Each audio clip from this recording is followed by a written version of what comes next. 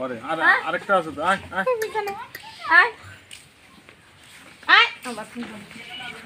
আয় আয় চল চল চল চল চল আয় আয় আয় আয় আয় ভাগে কিছু ভাগে হুম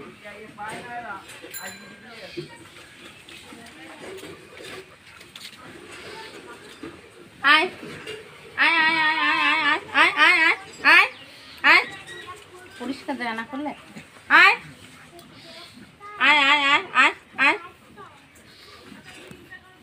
সব চলে গেছে হয়েছে ভিডিও কি করতেন